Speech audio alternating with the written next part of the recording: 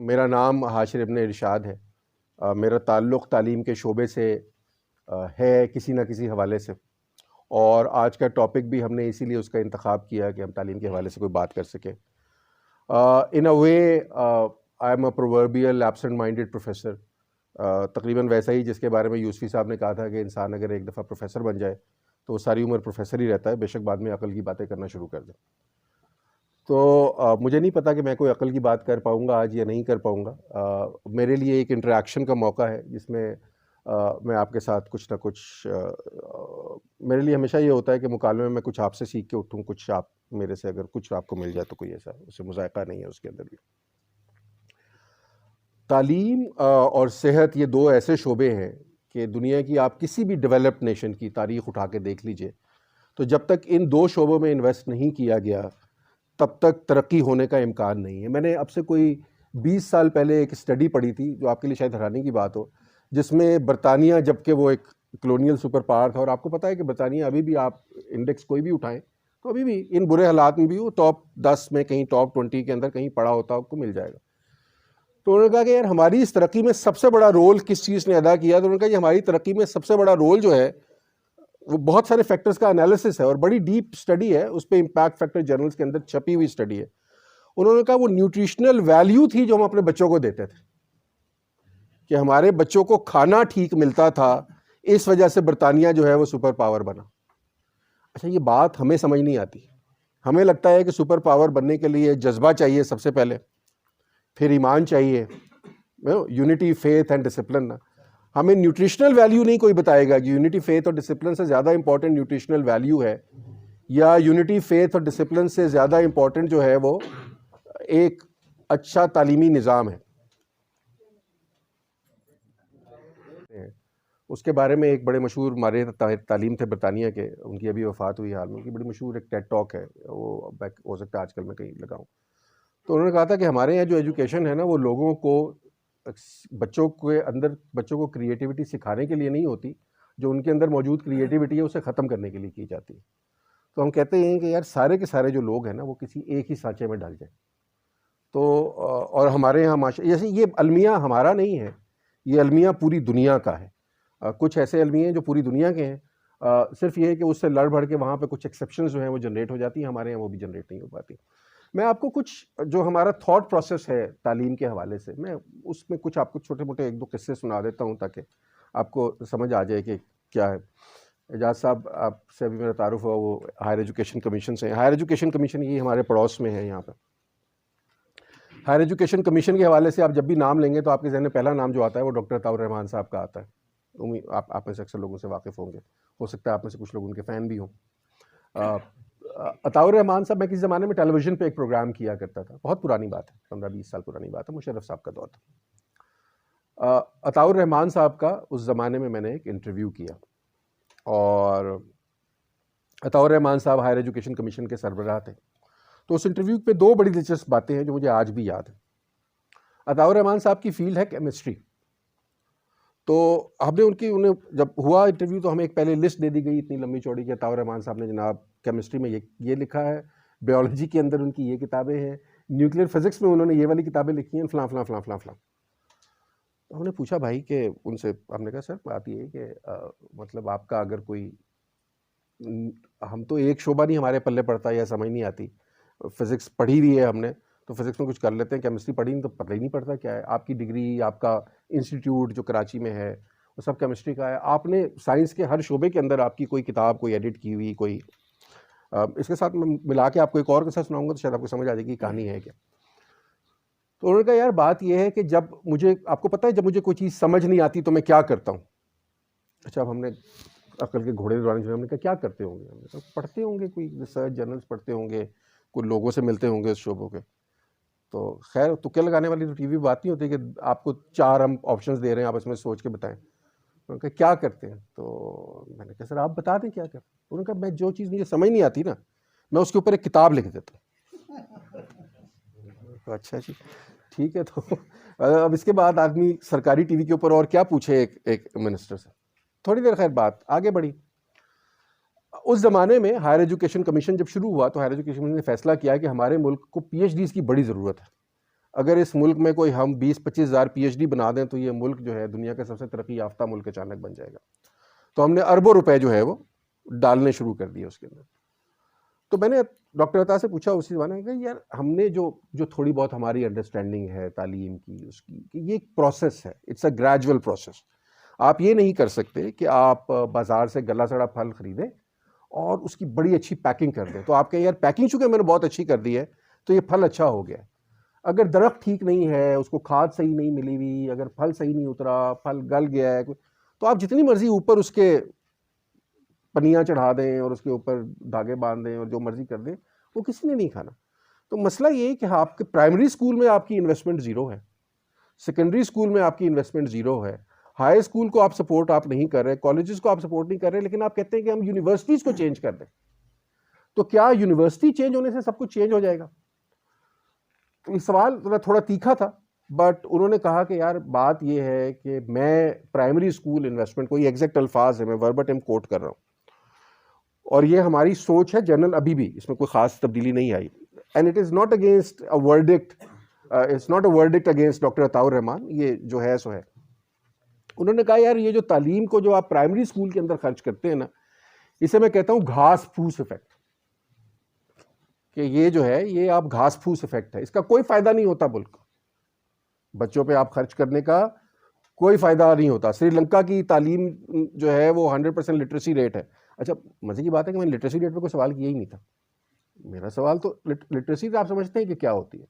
آپ اخبار کی اگر 2 خبریں پڑھ سکتے ہیں تو آپ لٹریٹ سمجھے جاتے ہیں. اس کا تعلیم سے کوئی تعلق نہیں ہے لٹریٹ ہونے سے. ہم میں سے کوئی بھی لٹریٹ ہو سکتا ہے. تعلیم بالغاں اسکول ماشاءاللہ ایک زمانے میں ہمارے یہاں ایک پروجیکٹ بھی شروع ہوا تھا. خواجہ معین الدین کا ایک ڈرامہ بھی ہے تعلیم بالغاں, اگر آپ نے نہیں دیکھا تو ضرور دیکھیے گا, بڑا انٹرسٹنگ ڈرامہ ہے. And it gives you a lot of insight into how our education has systematically been destroyed. تو انہوں نے کہا گھاس پھوس افیکٹ ہے. اچھا اب یہ اگر آپ دیکھیں نا تو یہ سوچ ابھی تک ہمارے یہاں پریویل کر رہی ہے. ہم ابھی بھی ہمارا جو بنیادی ٹارگٹ ہونا چاہیے ایجوکیشن میں, اچھا یہ ہمیں سمجھ آ گئی کہ ٹارگٹ ہے کون, لیکن اس ٹارگٹ کے ساتھ ہم سلوک کیا کر رہے ہیں وہ آپ دیکھ لیجئے. ہم سائیکالوجی کے اندر یا عمرانیات کے اندر یہ سمجھتے ہیں کہ جو بچہ ہے یا جو کوئی بھی انسان, کوئی بھی شخص ہے, اس کی جو شخصیت کی تعمیر کے سال ہوتے ہیں نا, وہ سال نہیں ہوتے جب وہ یونیورسٹی میں پڑھ رہا ہوتا ہے. کوگنیٹو ڈیولپمنٹ آپ کی ہوتی ہے 8-9 سالوں کے اندر. یہ جو پہلی زندگی کے ابتدائی 10-12 سال ہے, اس کے اندر آپ کی شخصیت بنتی. پھر اس شخصیت وہ جیسی بھی بن جائے, اس سے نکلنا, وہ آپ کا ایک پنجرا ہے جس کے اندر آپ پھنس گئے ہیں, اس سے نکلنا بہت مشکل ہوتا ہے. کچھ اندیکھی زنجیریں ہیں جو آپ کے گرد لپیٹ دی جاتی ہیں اور آپ اس سے باہر نکل نہیں پاتے, ان کو توڑنا بہت مشکل ہوتا ہے. کنڈیشننگ ہوتی ہے. آلڈس ہکسلے کا ایک بڑا مشہور ناول ہم نے ایک زمانے میں پڑھا تھا, brave new world, which is about human conditioning. بہت پرانی بات ہے, جارج آرویل کو بھی آپ سب لوگوں نے پڑھا ہی ہوگا. تو ہم کیا کرتے ہیں, ہم کنڈیشننگ کر رہے ہیں. اچھا اب ہم نے کنڈیشننگ میں کیا سیکھا ہے؟ ہم نے کنڈیشننگ میں اچھا یہ صرف ضیاء صاحب کا قصور نہیں ہے, ہم سارا الزام جو ہے ضیاء صاحب پہ ڈال دیتے ہیں. یہ بہت شروع سے مسائل جو ہیں یہ چل رہے ہیں. ہمارے یہاں جو مذہبی منافرت ہے وہ 1951 کا, اگر آپ گزٹ آف پاکستان پڑھیں تو آپ کو پتہ لگے گا کہ لاہور میں کیا ہوا تھا 50s کے اندر, ارلی 50s کے اندر, اور کیا سلوک کیا گیا تھا اور کیسے اسے سپورٹ کیا گیا تھا, اور کیسے اس ملک میں, آج میں نام نہیں لوں گا, مطلب باتیں میں نے کہیں نہ کہیں لکھی ہوں گی, کیسے اس ملک کے بہت بڑے بڑے اسٹالورٹ سمجھنے والے لوگ جو ہیں ان کو گرفتار کیا گیا, موت کا مقدمہ قائم کیا گیا 302 کا, اور پھر راتوں رات انہیں چھوڑ دیا گیا. اور وہاں سے یہ پتہ لگ گیا آپ کو کہ you have a license to kill, اگر آپ اس کی بنیاد میں وطنیت رکھ دیں گے یا اس کی بنیاد میں آپ مذہب رکھ دیں گے. جنرل شیر علی خان پٹودی صاحب نے فیصلہ کیا کہ اس ملک کو ایک نظریے کی ضرورت ہے, کیونکہ ہم نے ملک تو بنا لیا, نظریہ نہیں بنایا ابھی تک. تو انہوں نے نظریہ بھی بنا لیا یہاں پہ, وہ نظریہ پاکستان ہے. آج ہمیں بتایا جاتا ہے کہ نظریہ پاکستان تھا تو پاکستان بنا. یہ وہ نظریہ تھا جس کا جناح صاحب کو 1946 تک شاید پتہ نہیں تھا کہ ایسا کوئی نظریہ جو ہے وہ ایگزسٹ کرتا ہے, لیکن ہم نے یہ سیکھ لیا ہے, ہم نے بتا دیا. اب ہم نے اس کنڈیشننگ کے اندر جو ہم نے چیز ایڈ کر دی ہے, برین واشنگ سے زیادہ ہم کنڈیشننگ کا لفظ یوز کرتے ہیں. مثال کے طور پہ اب آپ سن رہے ہوں گے سنگل نیشنل کریکولم کے بارے میں, بہت سی باتیں سن رہے ہوں گے. سنگل نیشنل کریکولم, اس ملک کو بھائی سنگل نیشنل کریکولم کی ضرورت نہیں ہے. آپ کا جو دل کرتا ہے پڑھ لیں, بلکہ میں تو کہتا ہوں ڈیورسٹی ہونی چاہیے, کہ میرے پاس آپشن ہونی چاہیے کہ میں اس طرح کے. اس ملک کو ضرورت ہے ایکول اپرچونٹی کی, وہ آپ دینے کو تیار نہیں ہے.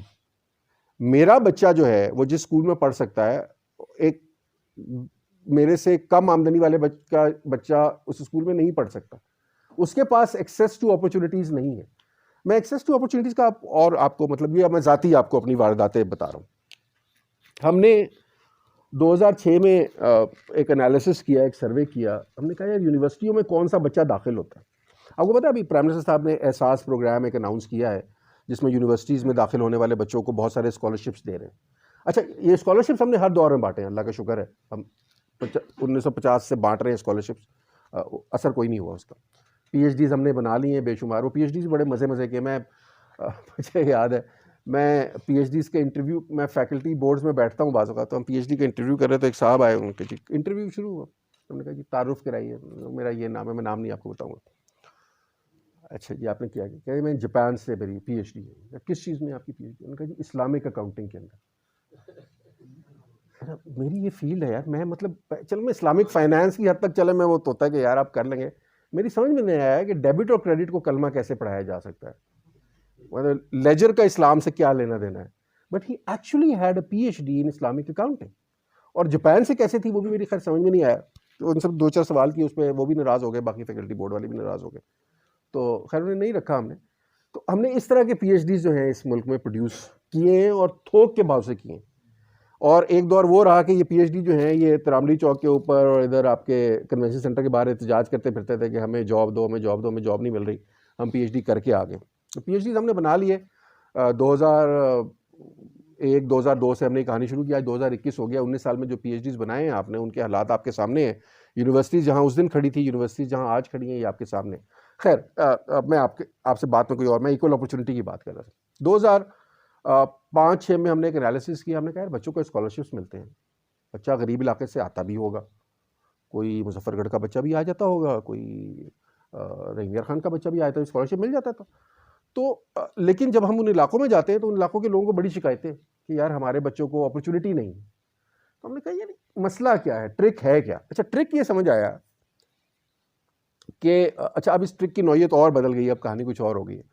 ہوا یہ کہ یونیورسٹیز میں آپ میں سے اگر لوگ واقف ہوں تو یونیورسٹیز میں جب بچہ جاتا ہے ایک سرکاری اسکول اور سرکاری کالج میں پڑھنے کے بعد, جہاں زیادہ فیس نہیں ہوتی, تو وہ انڈر گریڈ پروگرام کہلاتا ہے جس کے اندر وہ رجسٹر کرتا ہے اپنے آپ کو. انڈر گریڈ پروگرام آپ میڈیکل میں چلے جائیں, انجینئرنگ میں چلے جائیں, سائنسز میں چلے جائیں. اچھا میری ان میں یہ آپ کے ملک میں تبدیلی سائنسز کے تھرو ہی آنی ہے. سوشل سائنسز بڑی اچھی چیز ہے, میرا بھی بہت اس سے گہرا تعلق ہے, بٹ تبدیلی جہاں سے آنی ہے وہ سائنسز ہے. اچھا سائنسز کے اندر آپ کسی بھی فیلڈ میں جانا چاہیں تو آپ کو ایک ایپٹیچیوڈ ٹیسٹ دینا پڑتا ہے, وہ جسے ہم آبجیکٹیو ٹیسٹ کہتے ہیں, ایم سی کیوز وغیرہ یہ کرنے پڑتے ہیں. اچھا یہ ایم سی کیوز ٹیسٹ جو ہیں یہ امریکہ میں ایجاد ہوئے تھے کسی زمانے میں. ہم بھی اپنے نوجوانی کے دور میں ہم نے جی میٹ دیا, تو ہم نے جی آر ای دیا, تو اس قسم کے ٹیسٹ دیے. تو انہوں نے دیکھا دیکھی ہم نے یہاں بھی شروع کر دی. ہم نے کہا جی آپ کو کچھ یونیورسٹیز تو 100% اسی ایپٹیچیوڈ ٹیسٹ کی بنیاد پہ داخلہ دیتی ہیں, کچھ یونیورسٹیز کہتی ہیں کہ یار 50% نمبر آپ کے ہم ایف ایس سی کے اٹھا لیں گے اور 50% نمبر وہاں سے اٹھائیں گے اور ملا کے ہم میرٹ. یعنی ان آل اگر آپ وہ ایپٹیچیوڈ ٹیسٹ صحیح نہیں کر پاتے تو آپ کے لیے یونیورسٹی میں داخلہ لینا ممکن نہیں ہے. اچھا مزے کی بات یہ ہے کہ جو آپ 12 سال کی تعلیم لے کر پہنچتے ہیں اس میں کہیں آپ کو آبجیکٹیو لرننگ نہیں ہے. آپ میں سے کچھ لوگ اسکولوں کی ان کی ذہن میں فریش ہوگا, آپ میں سے کچھ لوگوں کے بچے اسکولوں میں پڑھ رہے ہوں گے, تو آپ کو نظر آئے گا کہ آبجیکٹیو لرننگ کوئی نہیں ہے. آبجیکٹیو لرننگ اور سبجیکٹیو لرننگ میں ذرا فرق ہے, جیسے موضوعی یا معروضی تعلیم کا طریقہ کار کہتے ہیں. تو آپ نے 12 سال ایک خاص سسٹم کے تحت پڑھا ہے جس میں آبجیکٹیو آپ کی انڈرسٹینڈنگ نہیں ہے چیزوں کو دیکھنے کی. اچھا 12 سال بعد آپ نے پڑھ لیا, ڈگری ہو گئی, رزلٹ آ گیا, اب آپ کو یونیورسٹی میں جانا ہے, کیا کریں گے؟ یونیورسٹی میں جانے کے لیے اب شرط یہ ہے کہ آپ ایک اکیڈمی میں داخلہ لیں. یہ کپس کی طرح کے کالج گلی محلے میں پنجاب کے, سندھ کے مختلف شہر, جتنے میجر میٹروپولیٹن شہر ہیں وہاں اکیڈمیوں کا جمعہ بازار لگ گیا ہے. آئیں جی ہم آپ کو فاسٹ کے ٹیسٹ کی تیاری کرائیں گے, ہم نسٹ کے ٹیسٹ کی تیاری کرائیں گے, ہم جی کی ٹیسٹ کی فلاں فلاں فلاں. 10,000 روپے فیس ماہانہ, 20,000 روپے فیس ماہانہ, 25,000 روپے فیس ماہانہ. داخلہ کس کو ملے گا؟ اچھا یہ چائنیز نے اب سے کوئی 20-25 سال پہلے انہوں نے کہا, ہم نے پڑھا ان کے بارے میں کہ دے ہیو کریکڈ جی میٹ, ایک لفظ ہم نے یوز کیا. وہ کہتے ہیں جی میٹ ایک ایسا ٹیسٹ ہے کہ اگر آپ کا ایپٹیچیوڈ ہے تو آپ جی میٹ میں ایکسل کریں گے, ایپٹیچیوڈ نہیں ہے تو آپ جتنی مرضی تیاری سے نہیں. ایپٹیچیوڈ ٹیسٹ کا اصل ہی ہونا چاہیے کہ اگر آپ تیاری سے اسے نہیں سیکھ سکتے, آپ کے اندر اگر رجحان ہے ایک خاص شعبے کا تو اس شعبے کے اندر آپ کو ٹیسٹ جب بھی ہم کریں گے تو وہ آپ کے نمبر اوپر آنے چاہیے. اس کی تیاری نہیں کی جا سکتی, وہ رجحان ماپنے کا ایک طریقہ کار ہے. تو امریکن یونیورسٹیز میں اس ٹائم داخلے ملا کرتے تھے ایچ یونیورسٹیز میں کہ آپ کا جی میٹ اسکور کوئی 670 680 690 700 اسکور ہو تو ملا کرتا تھا. ہم نے بھی دیا تھا, اسکور بھی اچھا آ گیا تھا, داخلے ہی مل گئے تھے, گئے نہیں وہ الگ بات. تو چائنیز کا ہوا یہ کہ اس زمانے میں جو چینی اسٹوڈنٹ تھے اس میں سے ہر ایک کا اسکور جو ہے کچھ 700 سے اوپر آنا شروع ہو گیا اس زمانے میں. And then they realize this is the paper that was written in Harvard Business Review at that time. انہوں نے کہا Chinese have cracked the code. انہیں پتہ لگ گیا ہے کہ ٹیسٹ کیسے دینا ہے. تو وہاں باقاعدہ انسٹیٹیوٹ کھل گئے جو تیاری کراتے ہیں, اور ہر بچہ جو انسٹیٹیوٹ تیاری کر کے نکلتا ہے وہ 700 اسکور کر لیتا ہے. اب یہ کریک کوڈ کرنا یہ کوئی ایسی کوئی بڑی کوئی سائنٹیفک ڈسکوری نہیں تھی کہ کوئی اور نہیں کر سکتا. تو ہمیں بھی سمجھ آ گئی کیا کرنا ہے, آپ نے کس قسم کے ٹیسٹ ہیں. ابھی بھی آپ جائیں گے تو کپس والوں, فار دیٹ میٹر پاکستان کے ٹیسٹ کپس والوں نے کریک کر لیے ہیں, کسی اور نے کریک کر لیے. ان اکیڈمیوں میں آپ داخلہ لے لیں تو آپ کے اسکور آ جائیں گے, نس کے ٹیسٹ میں اچھے, جی کے ٹیسٹ میں اچھے آ جائیں گے. شرط کیا ہے, فرق کیا ہے, ایکول اپرچونٹی کہاں پہ ہرٹ ہو رہی ہے. غریب علاقے کا بچہ 30 40 50 ہزار روپے فیس افورڈ نہیں کر سکتا. تو اس کا مطلب ہے وہ ٹیسٹ کی تیاری وہ بچہ کرے گا جس کے باپ کی جیب میں 50,000 روپیہ ہے اس کی تیاری کرانے کے لیے. ڈومیسائل جہاں مرضی کا ہو, ایک تو ڈومیسائل کا ہمارے یہاں بڑا فراڈ ہے نا, تو ڈومیسائل جہاں مرضی کا ہو, 50,000 روپیہ دیا, ٹیسٹ میں آپ کے نمبر ٹھیک آ گئے تو آپ کو اسکالرشپ مل جائے گا. اور آپ کہیں گے دیکھیں جی ہم نے رحیم یار خان کے بچوں کو اسکالرشپس دے دی. انہوں نے کہا یار یہ تو پھر ہم نے ایک پروگرام وضع کیا گورنمنٹ آف پاکستان نے. آپ نے, مجھے پتہ نہیں آپ لوگوں نے ایک پتہ نہیں اگر آپ کی حب الوطنی آپ کی اجازت دیتی ہے تو آپ شاید انڈین موویز دیکھتے ہوں. تو رتک روشن کی ایک مووی آئی تھی کچھ عرصہ پہلے, اس کا نام تھا سپر 30. آپ نے سپر 30 ایک ٹیچر کی سچی کہانی جس نے پنجاب ساؤتھ انڈیا کے اندر وہ ہر سال جو ہے 30 غریب بچوں کو تیاری کراتا ہے. اسی انڈیا میں نا ایک کمپریہنسو ٹیسٹ ہوتا ہے تمام یونیورسٹیز کے لیے, جو ٹاپ کے ہوتے ہیں وہ احمد آباد انسٹیٹیوٹ آف ٹیکنالوجی کے اندر یا ایسی مختلف جگہوں کے اوپر چلے جاتے ہیں. تو ہر سال 30 بچوں کو مفت تیاری کراتا تھا. اچھا یہ انڈیا میں اگین کچھ سیزنز وغیرہ میں خیر دیکھتا رہتا ہوں, کوٹا فیکٹری ٹائپ آپ یہ دیکھیں گے سیزن وغیرہ, تو وہاں انڈیا میں نا اب ہبس بن گئے جہاں اکیڈمیاں ہیں. ایک پورا شہر ہے جو آباد ہے صرف اکیڈمیوں کے گرد, کہ وہاں ہاسٹلز بھی بچوں کے ہیں, وہاں اکیڈمیاں بھی ہیں, گھر بھی کرائے پہ لگے ہوئے ہیں. پورے 2-4 بڑے شہروں کی اکانومی ان اکیڈمیز کے اوپر چل رہی ہے. یہ تعلیم کے حالات ہیں ہمارے اس خطے کے اندر. ہمارے یہاں ورسٹ ہے, انڈیا کے اندر تھوڑے شاید بہتر. تو میں آپ کو بتا رہا تھا کہ رتک روشن کی جو مووی ہے جس شخص کی وہ کہانی ہے, تو اس نے کہا یار میں 30 غریب بچوں کو تیاری کرایا کروں گا. پہلے وہ کسی اکیڈمی کے ساتھ تھا, اسے لگا کہ یار اکیڈمی کے اندر جو ہے نا یہ ایک ڈسپیرٹی کریٹ ہو رہی ہے. امیر کا بچہ تیاری کر کے اس یونیورسٹی میں گھس جاتا ہے, غریب کا بچہ تو اکیڈمی کے پاس نہیں پھڑک سکتا. 50,000 60,000 70,000 روپے بڑی اکیڈمیز کی اور زیادہ فیس, لاکھ روپے فیس کہاں سے لائے. تو اس نے اکیڈمی چھوڑ دی اور ایک جھگی کے اندر تیاری کرانی شروع کی. Over a period of time, مجھے نام بھول گیا اس بندے کا, آپ میں سے کسی کو یاد ہو تو پلیز مجھے بتا دیجیے گا. تو اس نے کوئی 500-550 بچوں کو اوور اے پیریڈ, ظاہر ہر سال 30 بچوں کو صرف تیاری کراتا تھا, 500-550 بچوں کو تیاری کرائی. اور ان 500-550 بچوں میں سے 80% بچے جو ہیں انہوں نے ٹیسٹ کلیئر کیا اس لیول تک کہ they could end up in a better اور the top engineering universities in India. Yahoo نے اس کے اوپر ایک بڑا آرٹیکل پبلش ہوا. اس کے بعد نیشنل جیوگرافک نے اس کے اوپر ایک ڈاکومنٹری بنائی. یو این نے اسے کہا it's one of the most important اور transforming initiatives in the history of education India. Total بچے تھے 500. میں آپ کو بتانا چاہ رہا ہوں کہ ہم نے کیا کیا, یہ 500 بچوں کے ساتھ کیلاش نام تھا, مجھے نام بھول گیا پہلے. یہ وہ بڑا, آپ جائیں گے تو آپ کو مل جائے گا, سپر 30 دیکھیے گا, اس کے اندر اس بندے کو اٹھائیے گا, وکیپیڈیا پڑھیے گا تو پڑھ جائے گا آپ کو, وہ اتنی بڑی طرح. ہم نے جب 2006 میں ریئلائز کیا کہ یار یہاں بھی یہی ڈسپیرٹی ہے, اور اس وقت ہمیں نہیں پتا تھا کہ انڈیا میں ایک صاحب ایگزسٹ کرتے ہیں, یا وہ ہمارا پروگرام الگ تھا, ان کا پروگرام الگ تھا. ظاہر سپر 30 نہیں بنی تھی, ایسے ہمیں کہاں معلومات ملتی ہیں, فلم جب تک نہ بنے کسی بندے کے ہمیں پتہ نہیں لگتا. تو ہم نے ایک پروگرام ڈیزائن کیا, ہم نے منسٹری آف آئی ٹی سے ریکویسٹ کی کہ ہم یہ کرنا چاہتے ہیں. ہم ڈور اسٹیپ پہ جائیں گے لوگوں کے, اور بجائے اس کے کہ ہم انہیں سکھائیں یا میں 6 ٹیچر اکٹھے کروں, انہیں کہوں یار جا کے بچوں کو پڑھاؤ, یہ جو کالج ہیں ہم ان کالجز کے ٹیچرز کو امپاور کریں گے. ہم ہر کالج میں جائیں گے, ٹیچرز کو ہم پڑھائیں گے, انہیں پیسے دیں گے. مطلب ٹیچرز کے لیے بڑا تھا اس زمانے میں کہ یار اپنے 10,000 روپے 15,000 روپے 20,000 روپے ایک بوٹ کیمپ پہ صرف آنے کے دیتے. ہم ان ٹیچرز کو آبجیکٹیو ٹیسٹ کی تیاری کیسے کرائی جاتی ہے یہ سکھائیں گے. ہم نے انہیں سکھایا. ہم نے پہلا پروگرام کیا کوئی 6-7 ڈسٹرکٹ میں, دوسرا پروگرام ہم نے کیا پنجاب کی 36 ڈسٹرکٹس میں, وہ 13 سال پروگرام چلایا. تیسرا پروگرام نے پورے پاکستان میں کیا over a period of time. اچھا اس میں ہم کرتے کیا تھے کہ پہلے ٹیچرس کو بلاتے تھے, انہیں ہم ایکسپرٹس یہاں سے ڈھونڈتے تھے, لے کر جاتے تھے. کیپلن کے جو ٹرینڈ ہم نے انگیج کی, بہت پیسہ خرچ ہوا. ٹیچرس کو ٹرین کرتے تھے, ٹیچرس واپس کالج میں جاتے تھے, اور پھر کالج میں اب 6 سے 8 ہفتے کا بوٹ کیمپ بچوں کا ہوتا تھا, اور پھر ان بچوں کو ہم ان کی ٹیسٹ کی فیس جو ہے وہ ہم دیتے تھے. ٹیسٹ کی فیس اس زمانے میں ہوتی تھی 300 400 500 روپے, وہ دے دیتے تھے کہ وہ بھی انہیں نہ دینی پڑے. اچھا اتنا شدید مسٹرسٹ تھا کہ ہم جب مظفر گڑھ میں گئے تو ہمیں لیکچرلی لوگوں نے بھگا دیا. تو بکواس, تم کو فراڈی ہو, تم کہہ رہے ہو یار بچے کو تم پڑھاؤ گے, اچھا اسے پیسے بھی دو گے تم, تو بوٹ کیمپ میں آئے گا تم اسے کھانا بھی کھلاؤ گے. مطلب گورنمنٹ کہاں اس طرح کے کام کرتی ہے نا, تم جھوٹ بول رہے ہو.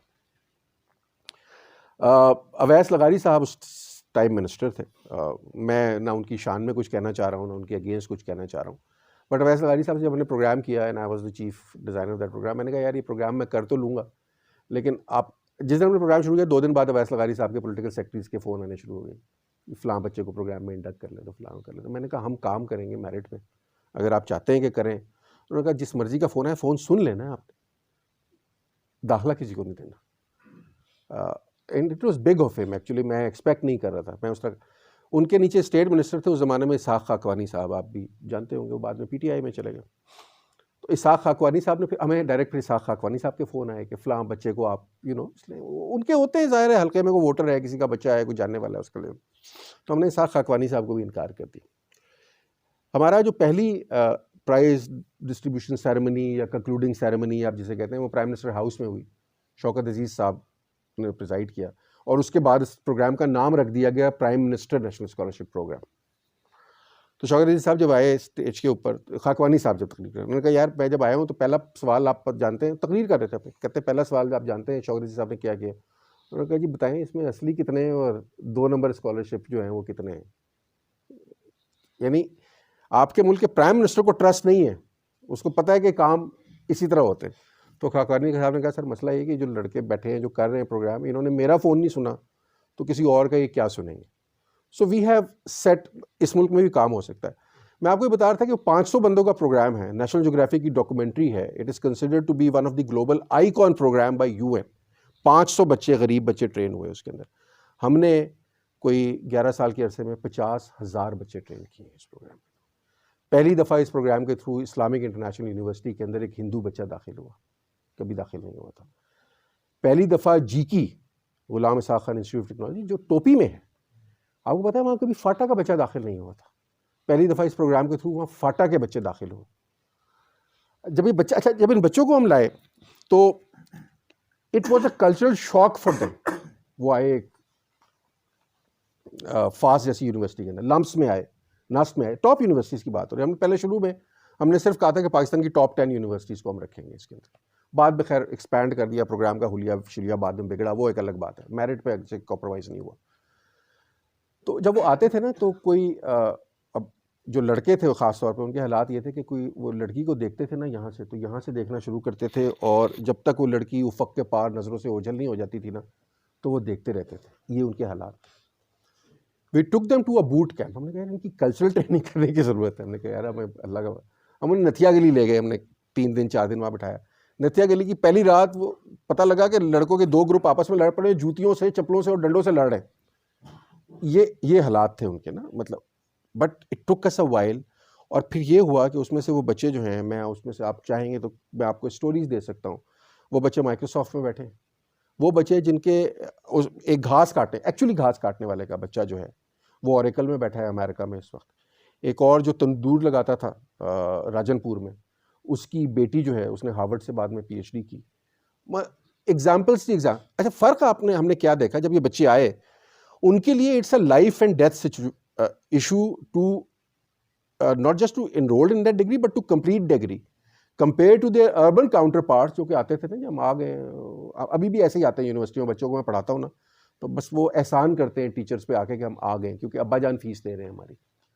یہ جو بچے آئے تھے انہیں پتا تھا کہ نہ صرف یہ کہ انہوں نے اپنے آپ کو کہیں لے کر جانا ہے, ان کے پیچھے ایک پوری کمیونٹی ہے جنہوں نے لفٹ کرنا ہے. تو ایک بچہ جس نے پہلے پروگرام میں پڑھا, اس کا پھر بھائی آیا اگلے پروگرام میں, اس کا کزن آیا, اس کا کچھ چھوٹا آیا. اوور دا ایئر پوری کمیونٹیز ٹرانسفارم ہوئی, ہم نے پوری اس کے اوپر رپورٹیں شپورٹیں بڑی بنائیں. تو یہ ہم نے کر کے دیکھا, ہمیں اندازہ ہوا کہ یہاں پہ ایکول اپرچونٹی نہیں ہے. اچھا, اب جو ہم کر رہے ہیں وہ پروگرام بند ہو گیا 2014 میں نواز شریف صاحب کے دور میں, آج تک ریوائیو نہیں ہو سکا. بڑی ہم نے کوشش کی کہ ریوائیو ہو جائے. اس کے لیے اتنا فنڈ چاہیے کہ ہم پرائیویٹ لیول کے اوپر نہیں کر سکتے. لمس ایک پروگرام کراتا ہے جسے وہ کہتے ہیں NOP, national outreach program, وہ چھوٹے لیول پہ ہوتا ہے. ہمارے ان کے پروگرام کا ڈیزائن بہت سملر ہے, لیکن ظاہر ہے آپ اندازہ کر سکتے ہیں کہ اگر پورے پاکستان میں آپ کو کرنا ہو اور آپ کو ہزاروں کی تعداد میں ٹیچرز کو انگیج کرنا ہو اور بچوں کو انگیج کرنا ہو, so you need lot of funds. تو وہ اس وجہ سے ریوائیو نہیں ہو سکا. ریوائیو اس لیے نہیں ہو سکا کہ اگین پرائیورٹیز گورنمنٹس کی بدل گئیں. اس ٹائم انوشا رحمان صاحبہ منسٹر تھیں نواز شریف صاحب کی, ان کے کچھ اور خیالات تھے تو انہوں نے کہیں اور ڈیورٹ کر دیے. اسحاق کیا نام تھا جی, نہیں اسحاق ڈار صاحب. اسحاق ڈار صاحب نے ریسرچ اینڈ ڈیولپمنٹ کے جو پیسے پڑے تھے وہ سارے کنسولیڈیٹڈ فنڈ کے اندر ٹرانسفر کر دیے کہ ہمیں جو وہ ہمارا وشس سرکل نہیں ایک چل رہا پیٹرولیم کا, اس کی پرائسز پوری کرنی ہے, تو ہم ریسرچ اینڈ ڈیولپمنٹ کے پیسے جو ہیں اس کو پیٹرول کے پیسے دینے میں خرچ کر دیں گے. مر کے یہاں 1-1.5% ریسرچ اینڈ ڈیولپمنٹ کے اندر خرچ ہوتا تھا, وہ بھی نہیں خرچ ہونا بند ہو گیا. So these are the stories that I have, this is what I have seen. اب آ جائیے ایک اور طرف جو میں مطلب اس سے پہلے کہ میں فلور تھوڑا سا اوپن کروں, میں چاہوں کہ آپ کے کوشچنس کے ساتھ شروع کروں. میں نے آپ سے کہا تھا کہ مجھے لیکچر دینے کا شوق نہیں ہے, اگرچہ آپ کو یقین نہیں آ رہا ہوگا اس بات پہ کیونکہ میں مسلسل بول رہا ہوں. ہمارے یہاں ایک جنرل مسکنسیپشن یا مس پرسیپشن ہے کہ جو بچہ یونیورسٹی میں پڑھنے والا ہے وہ ایک ماڈرن تھنکنگ کا حامل ہے, اور جو بچہ مدرسے کا ہے نا, یہ اس ملک کا اصل خرابی کی جڑ جو ہے وہ یہ ایک مس پرسیپشن ہے. میرا جن بچوں سے over a period of time, دیکھیے ہم پرائمری اسکول کو فی الحال وہاں تو ہم کچھ کر ہی نہیں رہے نا, وہاں ہم کیا کر رہے ہیں, ہم انہیں سکھا رہے ہیں کہ آپ نے اسمبلی کے اندر, ہمارے یہاں بچپن میں جب ہم تھے تو ترانہ پڑھا جاتا تھا. اب ہم ترانہ پڑھتے ہیں, پھر ہم نعت پڑھتے ہیں, پھر ہم درود پڑھتے ہیں. یہ ہم نے لازمی کر دیا ہے. مطلب یہ ہماری ان پٹ ہے ایجوکیشن سسٹم کے اندر. آپ کا چیف منسٹر فخر سے اناؤنس کرتا ہے کہ ہم نے اسمبلی میں درود پڑھنا لازم کر دیا ہے. مطلب مجھے درود پڑھنے میں کوئی اعتراض نہیں ہے, لیکن آپ بتائیے کہ اس کے علاوہ کیا اچیومنٹ ہے آپ کی. آپ کے اس ملک میں جو بچہ آؤٹ آف اسکول ہے اس کو لانے کے لیے آپ نے کیا کیا ہے. شہباز شریف صاحب نے 12 ماڈل دانش اسکولز بنا دیے. میں کسی ایک گورنمنٹ کے اگینسٹ نہیں بات کر رہا. دانش اسکول آپ جائیں تو اب تو خیر گھوسٹ بلڈنگز ہیں, بٹ آپ بتائیں کہ اگر آپ کا راجن پور کے اندر یا آپ کا مٹھی کے اندر یا آپ کا خزدار کے اندر لاکھ بچہ جو ہے وہ اسکولوں سے باہر پھر رہا ہے, یا اسکولوں میں بھینسیں بندھی ہوئی ہیں اور بکریاں بندھی ہوئی ہیں, اور آپ وہاں سے 12 کلومیٹر دور ایک بڑی عالیشان عمارت بنا کے اس کے اندر 300 بچے بھر دیتے ہیں, تو اس سے کیا فرق پڑتا ہے؟ What difference it made to the overall educational structure of the country. آپ نے اگین ایک ایکول اپرچونٹی کو کل کر کے آپ نے کریٹ کر دیا وہاں پہ. اور دانش اسکول کے اندر جو بچہ لائے اس کے اوپر پہلے دن سے آپ نے یہ لیبل لگایا ہے کہ تم غریب کے بچے ہو, تمہیں کہیں ایجوکیشن نہیں مل سکتی تھی, اس لیے میں تمہیں ایک ایلیٹ اسکول کے اندر لایا ہوں. وہ الگ احساس کمتری کا شکار ہوتا ہے, آپ اس کا کوئی نفسیات دان آپ کو بہتر بتا سکے گا, but we have talked about it کہ آپ لوگوں کو لیبل نہیں کرتے, بچوں کو لیبل نہیں کیا جاتا. ہم لیبل کرتے ہیں اس معاشرے کے اندر. یہاں پہ بھیک دینا اور لوگوں کا بھیک لینا جو ہے وہ ایک نارم بن گیا ہے. بے نظیر انکم سپورٹ پروگرام کے تحت اس ملک میں پیسے دیے جاتے ہیں اور لوگ لائنوں میں لگ کے پیسے لیتے ہیں. ابھی گوادر کی آپ لوگوں نے دیکھا ہوگا کہ گوادر کا جب وہ جلسہ برطرف ہوا ہے تو بیٹھ کے جو ہے وزیر اعلیٰ صاحب جو ہے 5-5 ہزار روپے کے نوٹ ایسے بانٹ رہے تھے کہ آپ صرف شاید اسی کے لیے آئے تھے, اینڈ لوگ لے رہے تھے پیسے. تو ہم نے ایک بھکاری کلچر کو اس ملک میں فروغ دیا ہے. ہم نے وہ اس بات پہ نہیں گئے کہ لوگوں کو مچھلی پکڑنا سکھاؤ, ہم انہیں ایک دن کی مچھلی دے دیتے ہیں کہ اس کو کھا لو بس, اور جو کرنا ہے تم کر لو. تو آپ نیچے تو بچوں کو آپ چھوڑ دیں. اب آ جائیے آپ جو آپ کو مجھے نظر آتا ہے, آپ نے جو سوال ریز کیا تھا 2 دن پہلے, 2-3 دن ہفتہ ہو گیا شاید, میں نے فیس بک پہ پوسٹ کیا تھا. میں ایسے ہی ڈرائیو کرتا ہوں تو میں کوئی پوڈ کاسٹ سن رہا ہوتا ہوں, تو ایک پرانا پوڈ کاسٹ تھا, اس کو دوبارہ سن رہا تھا, تو وہ چونکہ اب نے دوبارہ سنا ہے تو میرے ذہن میں رہ گئی. جان لینکس اور کرسٹوفر ہچنس کا. ہچنس صاحب تو اب نہیں رہے, بٹ ہچنس کو آپ یوں سمجھ لیجیے کہ ایکسٹریم لیفٹ ہے, اور جان لینکس جو ہے اگرچہ میتھمیٹکس کے پروفیسر ہونے کے بعد وہ ایکسٹریم رائٹ ہے کہ بائبل اور مذہب اور گاڈ وہ اس کو سپورٹ کر رہے ہیں, اور وہ تو دونوں لڑ رہے ہیں ایک دوسرے سے بے شمار موضوعات کے اوپر, لیکن دونوں یونیورسٹیز کے پروفیسر ہیں. تو کسی ایک موقع پہ کسی ایک نے سوال کیا کہ جی یہ جو ہے یہ ایشو جو ہے یہ کنٹروورشل جو ٹاپکس ہیں یہ آپ پھر ان کو, کیونکہ آپ کہہ رہے ہیں کہ اس طرح کی بات نہیں ہونی چاہیے, بچوں کے ساتھ نہیں ہونا چاہیے, کیا ہونا چاہیے, تو یہ فلاں یونیورسٹی میں نا اس قسم کی باتیں کی جا رہی ہیں جس طرح ہمارے یہاں ہوتا ہے نا وہ بات. تو لینکس صاحب جو کہ رائٹ کو ڈیفینڈ کر رہے تھے, جو کہ ایکچولی تھے کہ بائبل جو ہے وہ ہونی چاہیے اور خدا ہے اور وہ کیسے خدا نہیں ہے اور مذہب ہے اور مذہب کا انفلوئنس کتنا ہونا چاہیے, ان کے خیال سے مذہبی تعلیم ہونی چاہیے کہ نہیں. انہوں نے کہا کہ یار یونیورسٹی میں اگر بات ہو رہی تو بڑی اچھی بات ہے, اگر یونیورسٹی میں بات نہیں ہوگی, یونیورسٹی میں لوگ مختلف خیالات کے اوپر ایک دوسرے کے ساتھ لڑیں گے نہیں, تو بات لڑنے سے مراد یہ ہے کہ مطلب ڈانگ سوٹے والی لڑائی نہیں جو کہ ہماری یونیورسٹیوں میں ہوتی ہے. آپ خیالات کے اوپر ڈبیٹ نہیں کریں گے تو اور کہاں کریں گے؟ یہ بیٹل آف آئیڈیاز تو ہو ہی یونیورسٹی میں سکتی ہے. لیکن میں نے ایچ ای سی کا آفیشیل لیٹر دیکھا ہوا ہے جس میں انہوں نے کہا گیا ہے کرٹیکل تھنکنگ پڑھاتے ہوئے آپ ذرا احتیاط سے کام لیں. اس ملک کی یونیورسٹی میں آپ کو پتہ ہے کسی یونیورسٹی میں کرٹیکل تھنکنگ نہیں پڑھائی جاتی. پرائیویٹ یونیورسٹیز کا حال یہ ہے, پبلک کی تو بڑی دور کی بات ہے. میں نے 8 سال پڑھائی کرٹیکل تھنکنگ, جو شکیل صاحب نے شروع میں کہا تھا, میں آتا ہوں اس طرف. اس کے بعد 8 سال بعد پڑھانی چھوڑ دی بیکاز اتنی اپوزیشن کریٹ ہوگی کہ میری اب انرجی نہیں ہے اتنی کہ میں اس اپوزیشن سے لڑوں. تو میں مطلب بات کر لیتا ہوں کبھی کبھی بچوں سے ویسے, but I don't create a course and fight every body بھائی اللہ کا واسطہ ہے مجھے آپ پڑھانے دیں کورس. نہیں, بچے نہیں مر جاتے. جہاں بچے اسلامیات پڑھ رہے ہیں, جہاں بچے مطالعہ پاکستان پڑھ رہے ہیں, وہاں کرٹیکل تھنکنگ پڑھ لیں, جو دنیا بھر کے اندر ایک انٹیگرل کورس سمجھا جاتا ہے کہ آپ نے بچوں کو سوچنا سکھانا ہے.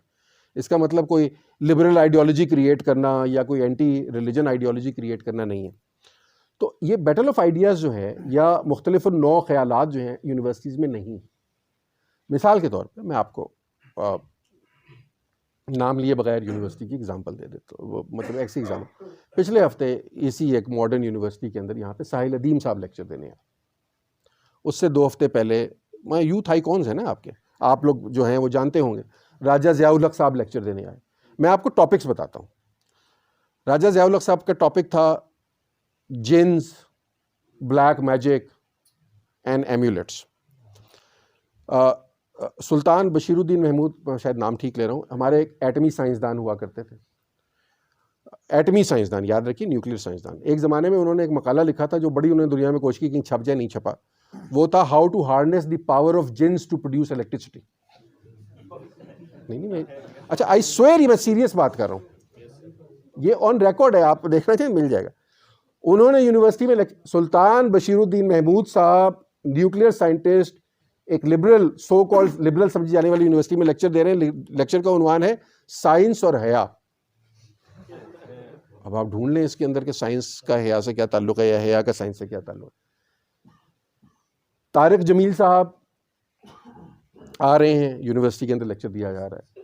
آپ کے ہاں بلے شاہ کے ہوتے ہوئے, اور چلے داتا گنج بخش کو لے لیجئے, اس کے اندر آپ کے یہاں وارث شاہ کو لے لیجئے, بابا فرید کو لے لیجئے, شاہ حسین کو لے لیجئے. ان لوگوں کے ہوتے ہوئے گورنمنٹ کالج کے اندر شاذلی ریسرچ سینٹر بن رہا ہے, جس کو وہ شاذلی لکھتے ہیں, مطلب وہ رمضان کو جس طرح رمضان لکھتے ہیں نا, تو ابو الحسن شاذلی ریسرچ سینٹر بن رہا ہے. مطلب اگر تصوف پہ کچھ کرنا ہی ہے تو لوکل صوفی مر گئے ہیں یار ہمارے, ان کو اٹھا لیں.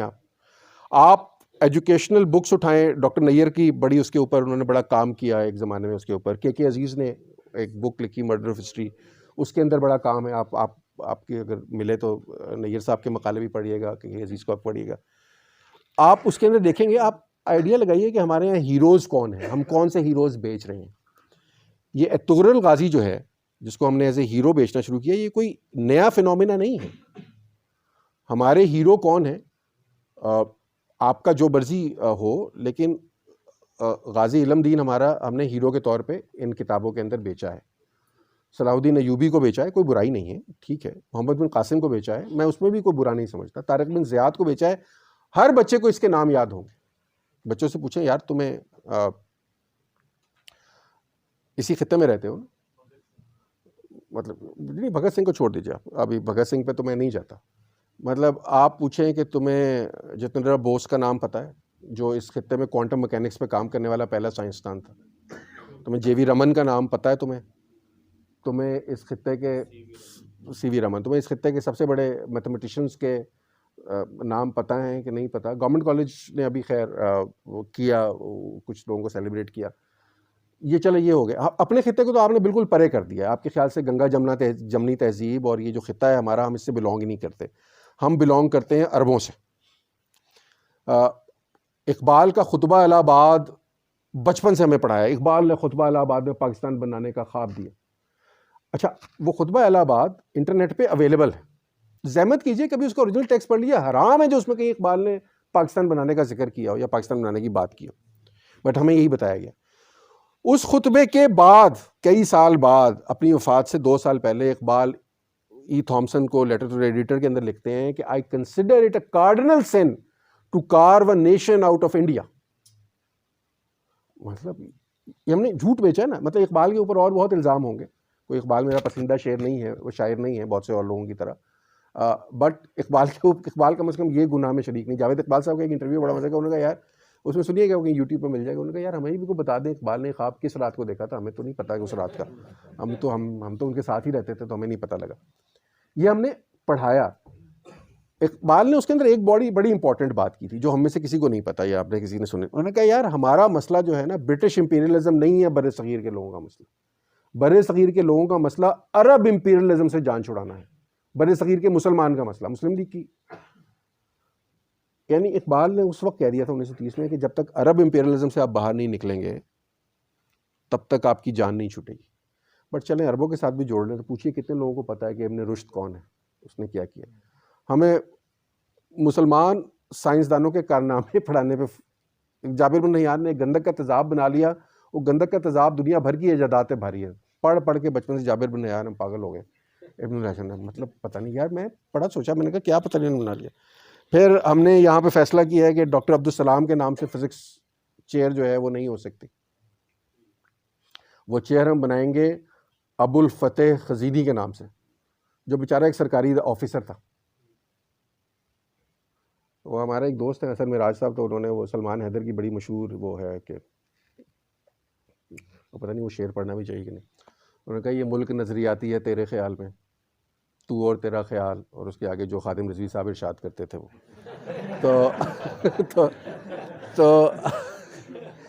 تو حسن معراج صاحب نے اس کو کہا, جب یہ ہوا تو حسن معراج نے کیا کہتے ہیں, یہ ملک نظریاتی ہے تیرے خیال میں, تو اور تیرا خیال ابو الفتح خزینی. تو یہ ہم نے ہیروز امپورٹ کیے ہیں. ہماری ان ہیروز کے ساتھ بھی ہیروشپ, دیکھیے ہیروشپ دنیا کے ہر ملک میں نصاب میں پڑھائی جاتی ہے, اس میں کسی کو کوئی شک نہیں ہونا چاہیے, اور پڑھانی بھی چاہیے, کوئی حرج نہیں ہے اس کے اندر. جب آپ بڑے ہوتے ہیں تو ہیروز کے بت ٹوٹ جاتے ہیں تھوڑے, کیونکہ ہم میں سے ہر ایک کو یہ سمجھ آنی چاہیے کہ ہم میں سے نہ کوئی شخص پرفیکٹ ہے, اور جن کو آپ ہیرو سمجھتے ہیں وہ بھی پرفیکٹ نہیں ہوتے, آپ ہی کی طرح کے انسان ہوتے ہیں, ان کے اندر کئی غلطیاں ہوں گی, کوئی خامیاں ہوں گی. تو ہم کہتے ہیں نہیں جی بابا جناح جو ہیں ان سے تو زندگی بھر کوئی غلطی نہیں ہوگی, تو ولی اللہ تھے. اور گاندھی صاحب جو ہیں ان کے بارے میں ظفر علی خان لکھیں گے کہ ایک کیا ہے جی وہ شعر, ایک مکر کا اٹھتا دریا ہے, ایک مکر کی اٹھتی آندھی ہے. تو مطلب اس قسم کے شعر ان کے بارے میں ہمیں بچپن میں یہ شعر پڑھائے جاتے تھے. عین وقت میں مجھے شعر بھول جاتے ہیں, عمر ہو گئی ہے میری, تھوڑا مجھے لگتا ہے ارلی ڈیمنشیا بھی ہونا شروع ہو گیا. تو یہ ہم پڑھا رہے ہیں. یہ ہم نہیں پڑھائیں گے گاندھی صاحب کے بارے میں. اس ملک میں ایکچولی گاندھی صاحب کو نصاب میں ڈمین کیا گیا ہے بے شمار جگہ. کوئی آپ کو یہ نہیں بتائے گا کہ گاندھی نے جب نتھو رام گوڈسے کی گولی کھائی تو وہ اس لیے کھائی کہ وہ ایک برت پہ بیٹھا ہوا تھا جس میں سے ایک امپورٹنٹ ڈیمانڈ یہ تھی کہ پاکستان کو اس کے حصے کے پیسے دیے جائیں, اور اگر وہ نہیں دیے جائیں گے, مطلب میرے خیال میں تو پاکستان کے لیے جو پہلا شہید ہے, جو پاکستان کے مقصد کے لیے شہید ہوا, وہ تو گاندھی ہے. پھر ہمیں یہ بتایا جائے گا کہ یہ اتنی قربانیوں سے یہ ملک بنا, مطلب یہ ہمارے نیریٹیوز ہیں کچھ نا. کوئی یہ نہیں بتائے گا کہ ان قربانیوں کو دیکھ کے جنہوں نے جب دیکھا تھا اوپر سے کہ کیا ہو رہا ہے نیچے, انہوں نے کہا تھا God what is that I have done, on record ہے, یہ لانا صاحب کی بک کے اندر لکھا ہوا. کسی نے قربانی پاکستان بننے کے لیے نہیں دی تھی. پاکستان بننے کی وجہ سے یہاں 20 لاکھ لوگ مرے یا 10 لاکھ لوگ مرے, کسی کو ایگزیکٹ فگرز کو آج تک پتہ نہیں ہے, بٹ یہ ملینز میں نمبر ہے جو پاکستان میں, انڈیا میں ہندو سکھ مسلمان مرے. ہم نے کس چیز کی قیمت دی اس خطے میں؟ ہمیشہ ایک دشمنی کی لکیر کھینچنے کی. ہم نے جنگوں کو کرکٹ میچ کی طرح نصاب میں پڑھایا ہے کہ ہم نے اتنی اننگز اور 15 رن سے جو ہے وہ 1965 کی جنگ جیت لی, اس کے بعد وہ ایک اننگ اور 300 رن سے 71 کی جنگ جیت گئے, ٹھیک ہے, اور 48 میں ڈرا ہو گیا میچ, اور 99 میں بھی تقریباً آپ سمجھیں ڈرا ہی ہو گیا, اگرچہ حقیقت نہیں ہے. کوئی آپ کو یہ نہیں بتائے گا کہ 1965 کی جنگ 6 ستمبر کو شروع نہیں ہوئی تھی, 11 اگست کو شروع ہوئی تھی, جب پاکستان نے آپریشن جبرالٹر شروع کیا تھا. کوئی نہیں بتائے گا. اس سے بڑا عرفہ اور اعلیٰ مقصد کیا ہو سکتا ہے جنگ چھیڑنے کا کہ آپ جم خانہ میں جا کے جو ہے ایک پیگ پی لیں, بٹ یہ ہے آپ کا. تو یہ آپ کو کوئی نہیں پڑھائے گا. اچھا اب یہ نصاب میں چلیں نہ بھی پڑھائیں, مثال کے طور پہ امریکن نصاب میں ہو سکتا ہے کہ ویتنام میں جو آپ لوگوں نے کیا یا کوریا میں جو امریکنز نے کیا وہ نہ پڑھایا جا رہا ہو, یا افغانستان میں جو کرتے رہے وہ نہ پڑھایا جا رہا ہو, لیکن اس کے ساتھ ساتھ بہت کچھ اور اویلیبل ہے. اچھا یہ میں ہائی اسکول وقت کی بات کر رہا ہوں, جہاں آپ ایکسیس کر سکتے ہیں, جہاں آپ بات کر سکتے ہیں, لوگ اس کے اوپر بات کر سکتے ہیں. اور یونیورسٹیز کے اندر بڑی اوپن ڈیبیٹس ہوتی ہیں. یونیورسٹیز کے لوگ سب سے پہلے عراق جنگ کی ہم نے بہت کہا نا, عراق جنگ آپ کو یاد ہوگا, خیر بہت پرانی بات ہوگی. اب ہوتا ہے عراق جنگ کے خلاف جو سب سے بڑے دنیا میں جلوس نکلے وہ پاکستان میں نہیں نکلے تھے, وہ برطانیہ میں, لندن میں نکلے تھے, وہ واشنگٹن میں نکلے تھے. انہی لوگوں سے جن کو آپ کا خیال ہے, کیونکہ وہاں جانے کے نظریے آپ سے کچھ مختلف ہیں.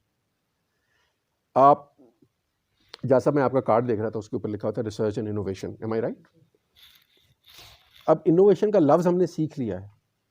آپ مجھے بتائیے, آپ سوچئے ذرا, میں نے ابھی تعلیم کے میدان میں انوویشن میں ہم کہاں کھڑے ہیں؟ ہم نے انوویٹ کیا ہے آج تک؟ میں نے آپ کو بتایا انٹلیکچوئل پراپرٹی رائٹس میں یا دنیا کی حقوق دانش میں ہمارا حصہ 0 ہے, جس میں امریکہ ٹاپ پہ ہے, انڈیا نمبر 2 پہ ہے, چین نمبر 3 پر ہے, اور پھر اس کے بعد فرانس ہے اور جرمنی ہے, برطانیہ اب تھوڑا نیچے آ گیا. ہمارا حصہ 0 ہے. ہم نے اس کے لیے کیا ہے؟ کیا آپ کا جو بچہ یونیورسٹی سے گریجویٹ ہو کے نکل رہا ہے, کیا وہ بچہ کوئی ایجاد کرنے کے قابل ہے؟ کیا اس نے کوئی سائنٹیفک ڈسکوری؟ یونیورسٹیز کا نا ایک ڈیلیما ہے, گلوبل ڈیلیما ہے. میں تھوڑا سا آپ کو سمجھاتا ہوں یہ بات آپ کو, کیونکہ اس کا مجھے اندازہ اس دفعہ ہوا جب میں نے پہلی دفعہ امریکہ میں ایک کانفرنس اٹینڈ کی, جو کہ انہی موضوع کے اوپر, بہت پرانی بات ہے, اور مجھے اندازہ ہوا کہ جس قسم کی حماقتیں ہم یہاں کر رہے ہیں اس قسم کی حماقتیں ماشاءاللہ امریکہ میں بھی کی جا رہی ہیں. ہمارے ایک دوست تھے, تو آپ میں سے جو لوگ یونیورسٹی سے جن کا تعلق رہا ہے یا اپنے بچے یونیورسٹی بھیجتے ہیں تو آپ دیکھتے ہیں رینکنگ شینکنگ. آج انہوں نے رینکنگ کی تو انہوں نے بتا دیا کہ رینکنگ کیسے ہوتی ہے, اور بالکل ٹھیک ہے وہ اس معاملے میں, رینکنگ کے نام پہ مذاق ہے اس ملک میں. مطلب مجھے یاد ہے 3-4 سال پہلے اقرا یونیورسٹی نمبر 1 یونیورسٹی رینک کر دی HEC نے, اور جو اس پہ میمز بنے اس کے بعد جو مذاق بنا, مطلب فاسٹ نہیں ہے یا نس نہیں ہے یا IBA نہیں ہے یا لمس نہیں, اقرا یونیورسٹی جو ہے وہ number 1 university. But no matter what you do, there's a perception that you understand that Iqra University cannot be a top university. In Pakistan, there are many other universities, despite their drawbacks, they are better universities. Qadir University کھڑی ہے, for that matter Punjab University کھڑی ہے, but Iqra University بن گئی کیونکہ ہم نے کچھ specific وہ بنا دیے. بنوری صاحب کے دور میں غالباً انہوں نے وہ معطل کر دیا کہ وہ اس رینکنگ پہ انہوں نے نہیں کرے, انہوں نے کہا یہ فضول رینکنگ پیرامیٹرز ہیں, اب نئے رینکنگ پیرامیٹرز ہم بنائیں گے. خیر وہ ابھی تک بنے نہیں. اینی ویز, تو ایک بڑا جو یونیورسٹی جس کو بیچتی ہیں نا, وہ کہتی ہیں ہمارے پاس PhD پروفیسرز کتنے ہیں. ایسے ہی دنیا بھر میں ہم نے فیصلہ کر لیا ہے کہ ایکیڈمیشنز جو ہیں وہ ایک اور بریڈ ہے, وہ کسی اور قبیلے سے تعلق رکھتے ہیں, وہ کہیں اور پیدا ہوتے ہیں, ان کے سر پہ 2 سینگ ہوتے ہیں, کچھ ہوتا ہے. اور جو پریکٹیشنرز ہیں وہ شاید 12 سنگے ہوتے ہیں ان کے. تو you can always distinguish between the two. Practitioners کا ایکیڈیمیا میں کوئی کام نہیں ہے, اور ایکیڈمیشنز کا پریکٹیشنرز کی دنیا میں کوئی کام نہیں ہے. تو آپ یونیورسٹی میں جائیں گے تو آپ کو PhD پروفیسرز ملیں گے بے شمار. اب میں آپ کو بزنس اسکول کی ایگزامپل دے دیتا ہوں, مطلب یہ ایگزامپل ہم کہیں پہ بھی فٹ کر لیں گے, اور میں پھر آپ کو بتاؤں گا کہ ہو کیا رہا, کہانی کیا ہو. بزنس اسکول جب بنے تو یہ کوئی 1940s 50s کی بات ہے, اور پہلی دفعہ امریکہ میں بنے. بزنس اسکول کیوں بنے؟ انہوں نے کہا یار بزنسز تو بہت سارے ہیں, انڈسٹریل ریولوشن آ گیا ہے, چیزیں ہو رہی ہیں, ان کو مینیج نہیں ہو پا رہے لوگوں سے نا. تو انہوں نے کہا یار ایسے آپ ایک مینیجر بنائیں جو چیزوں کو مینیج کر سکے. اچھا بزنس اسکول میں انہوں نے کون آ کے پڑھاتا؟ فریڈرک ٹیلر آ کے پڑھاتا تھا, جو خود ایک سپروائزر تھا کہیں کا. سپلائی چین مینجمنٹ جو کسی انڈسٹری میں ہیڈ کرتا تھا وہ آتا تھا اور وہ پڑھاتا تھا, and so on so forth. یہ لوگ کون تھے؟ بزنس کی جب آپ بات کریں گے نا تو آپ کا دا ورلڈ از یور آئسٹر, یہ آپ کا پیٹری ڈش, آپ کی یہ کارپوریٹ ورلڈ ہے. آپ نے یہاں سے سیکھنا ہے اور آپ نے بچوں تک منتقل کرنا ہے. یہ ہوتا رہا. ہارورڈ بزنس ریویو میں غالباً یہ 1994-95 میں ایک بڑا مشہور آرٹیکل پبلش ہوا. انہوں نے کہا our business schools have become physics envy. Physics Anvi کا کیا مطلب ہے کہ انہوں نے اپنی پیمانہ جو ہے نا فزکس ڈپارٹمنٹ کو بنا لیا. انہوں نے کہا کیوں؟ ان کا فزکس میں ہوتا یہ ہے کہ فزکس میں نالج کریشن بہت ضروری ہے, اور نالج کریشن جو ہے بہت دفعہ تھیوریٹیکل فزکس کی ڈومین میں ہوتی ہے. مثال کے طور پر بگ بینگ جو ہے یہ بنیادی طور پہ تھیوریٹیکل فزکس کا کانسیپٹ ہے. جب لوگوں کا خیال ہے اسٹیفن ہاکنگ کو شاید نا باتھ روم میں بیٹھے ہوئے خیال آ گیا تھا کہ بگ بینگ ہو گیا اور اس نے بتا دیا, یا ڈارون جو ہے وہ ایک دن سو رہا تھا تو اس کو اچانک خیال آیا کہ ایوولوشن کوئی چیز ہوتی ہے. ایسا نہیں ہوتا. When Stephen Hawking, after years of understanding, came up with the idea of Big Bang, his professor, you know what his professor said? And ان کا fine, we think that this idea has some merit, now go and write an equation for it. And he wrote that equation. It took him another 5 years to write that equation. اس طرح چیزیں بنائی جاتی ہیں physics کی دنیا میں, کیونکہ Discovery ہے نا, ہر وقت ایک نئی ڈسکوری ہو رہی ہے. اچھا بزنس کی دنیا کوئی خاص بدلی نہیں ہے ایسا, کہ ڈسکوری ہے وہاں پہ بھی. تو انہوں نے کہا کہ فزکس کے اندر کیا ہوتا ہے, فزکس کے اندر آپ کرتے ہیں جی لوگوں کو پڑھاتے ہیں, لوگوں سے کہتے ہیں جائیں ریسرچ کریں, پیرش پبلش اور پیرش کا آئیڈیا ہے, مقالے چھاپیں, نئے آئیڈیاز دنیا کے سامنے لے کر آئیں. آپ کو پتہ ہے آئنسٹائن کا جو وہ تھا جنہیں ہم کیا کہتے ہیں جی, گریویٹیشنل ویوز کا کانسیپٹ. گریویٹیشنل ویوز کا کانسیپٹ 1918 میں پریزنٹ ہوا. Einstein wrote a paper on it. Proof کب ہوا؟ 2018 میں. 100 سال بعد you find the evidence for that. Nobody could refute it, but it took you 100 years to actually find the evidence of that, کیونکہ اتنا rear phenomena ہے gravitational views کو record کرنا کہ آپ کو 100 سال لگ گئے اس کی پہلی ایویڈنس کلیکٹ کرتے ہیں. یہ فزکس میں ہوتا ہے. تو اس کا مطلب ہے آئنسٹائن نے ظاہر ہے سوچا ہوگا, دماغ چلایا ہوگا, کوئی نئی تھیوری ہے, نئی ایکویشن ہے, اس کے حساب سے چیزوں کو لایا. تو فزکس میں یہ بڑا امپورٹنٹ ہے کہ آپ ایکویشنز بنائیں, آپ ریسرچ پیپر پبلش کریں, آپ ایک کے بعد ایک دوسری کتاب لکھیں, and so on and so forth.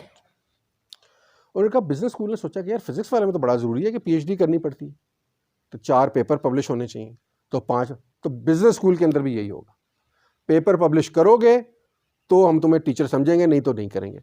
اس کے بعد کیا ہوا بزنس اسکول کے اندر, آپ پاکستان کے بزنس اسکول کے اندر چلے جائیے, میں بھی پڑھاتا ہوں but I am an exception, میں not to blow my own trumpet but this is the fact. ایک بچہ آتا ہے ادھر بی بی اے میں داخل ہوتا ہے, بی بی اے کرتا ہے, بی بی اے کے بعد ایم بی اے کرتا ہے, ایم بی اے کے بعد وہی بچہ پی ایچ ڈی میں داخل ہو جاتا ہے, 3 سال پی ایچ ڈی کرتا ہے, اس کے بعد پڑھانا شروع کرتا ہے. اس نے کبھی اسٹاک ایکسچینج کی شکل نہیں دیکھی, اس نے کبھی کسی انڈسٹری میں 2 دن صرف نہیں کیے. ان بزنس اسکولس کے اس وقت جو ایچ او ڈیز بنے ہوئے ہیں, اس میں سے آپ کو 99% وہ ایچ او ڈیز ہیں جنہوں نے کبھی بزنس کسی انڈسٹری کے اندر کام نہیں کیا آج تک. انہیں کوئی ڈائنامکس نہیں. انہوں نے جو کتاب پڑھی ہے یہ وہی کتاب آپ کو دوبارہ پڑھا رہے ہیں.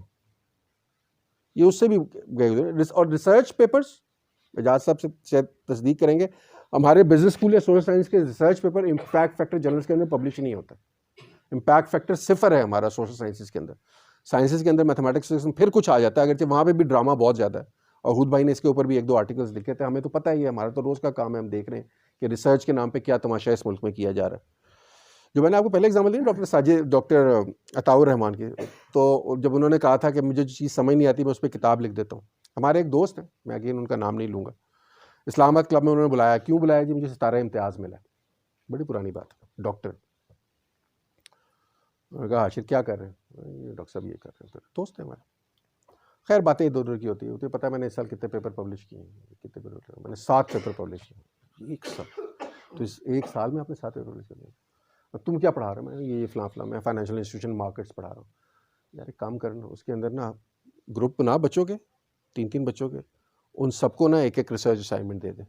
سیمسٹر میں پیپر پبلش کر کے لائیں گے, اس کے اوپر اب فرسٹ آتھر کے طور پہ اپنا نام لکھ, تیرے بھی 10 پیپر ہو جائیں گے. ستارہ امتیاز ملنے والا ایک ڈاکٹر جو اس وقت ایک یونیورسٹی کا وائس چانسلر ہے, یہ اس نے مجھے ایڈوائس دی وہاں پہ. میں نے کہا سر یہ ذرا مشکل ہے, میرے سے نہیں ہوگا, میں نہیں کیا. تو میں نے زندگی میں 2 ریسرچ پیپرز لکھے, جس میں ایک میں فرسٹ آتھر ہوں, ایک میں سیکنڈ آتھر ہوں. Then I decided that this is not my cup of tea. But I can teach my students business better than any other because I have served in the corporate sector for quite some time. I know how corporate sector dynamics work. لیکن ہم نے کیا کیا, ہم نے اچھا وہ جو میں آپ کو دوست کا آپ نے بتا رہا تھا, ہمارے دوست ہیں ثاقب بھٹی صاحب, ان کا نام تھا. تو ایک دن یہی بحث ہو رہی کہ پی ایچ ڈی ہائر نہیں ہوئی ہے. انہوں نے کہا یار میں نے غلطی دسو تو سے کیا یار, آپ کا بچہ ہے, اس نے سوئمنگ سیکھنی ہے, مطلب ہم اسے ابھی کوئی تھیوری نہیں پڑھا رہے ہیں, اسے ایکچولی سوئمنگ جب آپ بزنس ورلڈ میں جاتے ہیں نا, you through somebody in the pond کہ یار چل جاتا ہے, نکل ادھر سے, یہ بزنس سنبھال, رپورٹ ہے, یہ کلائنٹ ہے, کبھی نہیں دیکھا, صبح اس کی رپورٹ بنا کے لا, پریزنٹیشن کر کے لا, چاہے مارکیٹنگ میں HR میں, بڑی مصیبت ہے. اگر بچے کو اگر سوئمنگ سکھانی ہو تو 2 آپشنز میں آپ کو دیتا ہوں, میٹنگ میں بیٹھے. پہلی آپشن ہے, ایک بندہ ہے جو کہ آرمی کا ریٹائرڈ حوالدار ہے, اور یا نیوی کا ریٹائرڈ حوالدار ہے, اور کو 25 سال سے وہ سوئمنگ کر رہا ہے, اور اوپن سی میں ڈائیو کی ہوئی ہے, اس نے فلاں کیا ہوا, اور یہ کیا ہوا, اور نیشنل لیول پہ 6 کمپٹیشن جیتے ہوئے ہیں, فلاں فلاں, بٹ ہے حوالدار. دوسرا بندہ ہے جو مرین لائف اینڈ اوشیانکس کے اندر پی ایچ ڈی ہے, اور اس نے پچھلے 3 پیپر اس بات پہ لکھے ہیں, جب آپ سوئمنگ کرتے ہیں تو جب آپ کا دایاں ہاتھ اوپر جاتا ہے تو وہ جو ہے 60 ڈگری کا جب زاویہ بن کے وہ زمین پانی میں گرتا ہے تو پانی کی اچھال کی قوت جو ہے وہ اس ہاتھ کو کتنا اوپر لے کر جائے گی. بچے کو سوئمنگ سکھانی ہے, حوالدار سے سکھاؤ گے یا اس پی ایچ ڈی سے سکھاؤ گے؟ ایچ ای سی ہر سال بیسٹ ٹیچر ایوارڈ دیتی ہے. آپ کو پتا ہے best teacher award H E C کس کو دیتی ہے؟ جس کے پیپر زیادہ پبلش ہوئے. کوئی مجھے بتائے یار پیپر پبلش کرنے کا ٹیچنگ سے کیا تعلق ہے؟ We don't award good teachers, so there is no appreciation for good teachers, there is no appreciation for professionals. آپ اس ملک میں چیزیں کیسے ٹھیک کریں گے؟ اب آ جائیے آخری بات کی طرف جو میں کرنا چاہ رہا ہوں, وہ ہے آپ کا نصاب. ہم نے سندھ کے اسکولوں کے نصاب کے اوپر ایک دفعہ کام کیا. سندھ ایجوکیشن فاؤنڈیشن ایک ادارہ ہے, اس کے لیے انہوں نے کہا یار ریڈنڈنسی ہم چاہ رہے ہیں کہ آپ ہمیں ریکمنڈیشن دیں کہ جو اسکولس کا نصاب ہے اس کی ریڈنڈنسیز کتنی ہے. ریڈنڈنسی سے مراد یہ میں آپ کے لیے میں اس کانٹیکس میں اسٹیبلش کر دوں. ہم نصاب کو بانٹتے ہیں کے ایل اوز کے اندر اور ایل او ایس کے اندر. جیسے کہتے ہیں کی learning out comes and learning out come statements. اگر اچھی یونیورسٹیز میں دنیا کی آپ کسی بھی جائیں گے نا تو انہوں نے کورس کو اپنے کے ایل اوز کے اندر بانٹا ہوگا کہ یہ 15 20 25 کے ایل اوز یا ایل او ایس. یہ ڈیفائن کرتے ہیں کہ اس کورس میں آپ سیکھیں گے کیا, کیئر لرننگ آؤٹ کم. انہوں نے کہا یار ہمارے جو اس وقت نیشنل کریکولم ہے اس میں ڈیفائنڈ ہے, یہ نہیں کہ اس میں ڈیفائن نہیں, اتنے بھی. انہوں نے کہا اس میں آپ بتائیں کہ اس میں کیا چیز کم ہے اور کیا چیز زیادہ ہے. اینڈ وی ریئلائز, میتھمیٹکس کا آپ کو بتا رہا ہوں, مطلب باقی تو آپ چھوڑ دیجیے نا, سندھی کو میں چھوڑ دیتا ہوں, اردو کو میں چھوڑ دیتا ہوں, اسلامیات کو چھوڑ دیتا ہوں. ہم نے ریئلائز کیا کہ میتھمیٹکس کے اندر 50% ریڈنڈنسیز, یعنی 50% ایسی چیزیں جو پھر آپ ریپیٹ کر رہے ہیں اور ان کا مقصد کوئی نہیں ہے. یہ آپ کے کریکولم کا حال ہے. آپ کا جو اوور آل نصاب ہے اس کے اندر تقریباً 40% جو کنٹریبیوشن ہے وہ صرف نصاب کو اسلامائز کرنے کے لیے, اس کا اور کوئی مقصد نہیں. آپ بیولوجی کی کتاب اٹھائیے, ٹیکسٹ بک بورڈ کی, اس کے اندر لکھا ایوولوشن کے چیپٹر کے اندر لکھا ہوگا کہ خدا نے آدم کو بنایا. یہ آپ کا عقیدہ ہو سکتا ہے اور مجھے اس سے کوئی, اگر آپ یہ رکھتے ہیں تو, بٹ آپ یہ بیولوجی کی کتاب میں تو نہیں دیکھ سکتے خدا نے آدم کو بنایا. اس کی بایولوجیکل ایویڈنس تو کوئی نہیں ہے نا. بیولوجی کتاب میں آپ بیولوجی پڑھائیں یا آپ اسلامیات کی کتاب میں پڑھا دیجیے, کوئی حرج نہیں ہے. فزکس کی کتاب آپ اٹھائیں گے تو اس کے اندر پہلے 2 چیپٹر ہوں گے سائنس دانوں کے کارنامے. کون سے سائنس دانوں کے؟ مسلمان سائنس, جنہوں نے وہی گندک کا تیزاب بنایا ہوتا ہے. ٹھیک ہے, یا ایک آنکھ کا حادثہ آپ نے بنایا ہوگا, ابن الہیثم نے بنایا ہوا. ٹھیک ہے, یہ آپ کو مل جائیں گے. یہ آپ کو کوئی نہیں بتائے گا کہ جن کی آپ بات کر رہے ہیں, Jabir bin Hayyan was declared heretic in his times, Ibn Rushd was declared atheist and heretic in his times, Zakariya Razi کو مار دیا گیا تھا. اس میں سے بہت سے وہ لوگ ہیں جو کرامتی تھے. اب وہ نا کرامتی جو سیکٹ ہے اس کے بارے میں ہمارے کیا خیالات ہیں. بہت سے لوگ آغا خانی تھے جن کو ہم اب بھی کافر سمجھتے ہیں. تو ہمارا مطلب یہ تو ہمارا نیشنل پاس ٹائم ہے نا, کافر ڈکلیئر کرنا کسی کو. صبح اٹھیں گے یار آج کوئی بہت ساروں کر دی, یہ آج سے یہ کافر. تو یہ اس طرح کرامتی وہ تھے جو حجر اسود اٹھا کے لے گئے تھے, اور پھر ہم نے 30 سال ان کی منتیں کی تھی کہ بھائی جان حجر اسود واپس کر دیں. حجر اسود کا کیا سلوک ہوا تھا اس کے بعد وہ میں آپ کو نہیں بتاتا, وہ آپ خود پڑھ لیجیے گا. تو طاہر کرامتی جو ہے وہ لے گیا تھا. تو یہ ہمارا, ہم نے 40% ہم نے اسلامائز کر دیا. باقی ہم نے جو ہے we gave a very strong flavour of nationalism which is infused with hatred. Now that is a problem یار. اور تیسرا یہ کہ ہم نے اپنی جو پروونشل آئیڈینٹیٹیز ہیں یا ایتھنک آئیڈینٹیٹیز ہیں اس کو ہم نے اس ملک میں گالی بنا دیا. مطلب اگر آپ ایتھنک ایسوسیشن کے ساتھ جا رہے ہیں تو آپ کا نصاب یا آپ کا ٹیچر آپ کو یہ بتا رہا ہے کہ یار نہیں تم پاکستانی ہو, تم سرائکی نہیں ہو. سرائکی ہو یہ تو صوبائیت تم لے آئے ہو اس کے اندر. ہم زبان پہ اپنی فخر نہیں کر سکتے, ہم اپنے ریچولز پہ فخر نہیں کر سکتے. مطلب اس ملک میں عید منائی جاتی ہے بس لوہڑی نہیں منائی جاتی پنجاب کے اندر. کیوں؟ کیا وجہ؟ ہمارے اپنے کلچر, ہمارا اپنا. میں نے کچھ دن پہلے کوئی عطن کی کوئی ایک ویڈیو پوسٹ کی تو اس پہ 10 لوگوں نے لکھا یہ تو بڑی بے حیائی ہے آپ نے. ہمارے یہاں مطلب ہم نے فیصلہ کر لیا کہ مرد جب ناچ رہا ہے تو یہ خوشی کا اظہار ہے, عورت جب ناچ رہی ہے تو یہ بے حیائی ہے. مرد سگریٹ پی رہا ہے تو پی رہا ہے نا یار، اپنا پھیپھڑے جلا رہا ہے. عورت سگریٹ پی رہی ہے تو یہ بد کردار ہے. صنفی امتیاز کو ہم نے فروغ دیا ہے اپنی اس کے اندر، ٹیکسٹ کے اندر. یہ آپ کے کریکولم کے مسائل ہیں. اگلا جو اس سے بڑا مسئلہ ہے، کریکولم سے زیادہ مسئلہ یہ ہوتا ہے کہ آپ نے وہ ہتھیار چھری کس کے ہاتھ میں دی ہوئی. چھری آپ کچن کے ہاتھ ایک باورچی کے ہاتھ میں دیں گے تو اسے ٹماٹر کاٹ لے گا.